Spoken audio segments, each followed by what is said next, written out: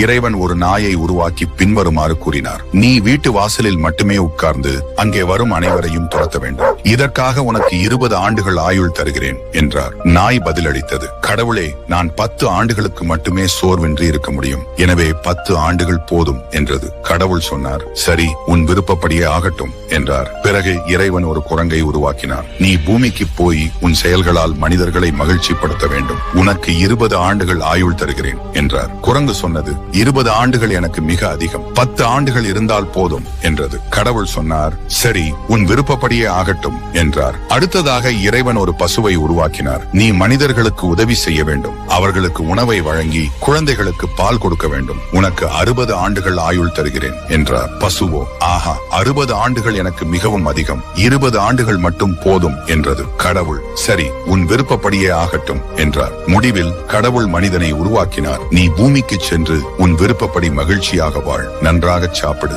காதலை அனுபவி, உனக்கு வேண்டியதை செய். உனக்கு 20 ஆண்டுகள் ஆயுள் தருகிறேன் என்றார். மனிதன் கேட்டான், 20 ஆண்டுகள் மட்டுமா? அது மிக குறைவு. பசுவின் மிச்சம் இருக்கும் 40 ஆண்டுகள், குரங்கின் 10 ஆண்டுகள், நாயின் 10 ஆண்டுகள் என எல்லாவற்றையும் எனக்கே கொடுத்து விடுங்கள். இறைவன் சிரித்துக் கொண்டே சொன்னார், சரி, உன் விருப்பப்படியே ஆகட்டும் என்றார். ஆனால் அங்கேதான் ஒரு சூட்சுமம் இருந்தது. முதல் 20 ஆண்டுகள் மனிதன் குழந்தையாய் விளையாடி மகிழ்ந்தான். அடுத்த 40 ஆண்டுகள் பசுவை போலவே குடும்பத்திற்காக கடினமாக உழைத்தான். அதற்கு பிறகு வந்த 10 ஆண்டுகள் குரங்கை போல தன் பேரப்பிள்ளைகளுடன் விளையாடினான். கடைசி 10 ஆண்டுகள் ஒரு நாயைப் போல வீட்டு வாசலில் அமர்ந்து கொண்டு வரும் போவோரை எல்லாம் குறை கூறிக்கொண்டே காலத்தை கழித்தான். இப்படித்தான் மனிதனின் வாழ்க்கை அமைந்தது. இந்த கதை பற்றிய உங்கள் கருத்தை பதிவிடுங்கள். இந்த வீடியோ பிடித்திருந்தால் மறக்காமல் ஒரு லைக்கையும் சப்ஸ்கிரைபையும் தட்டிவிடுங்கள்.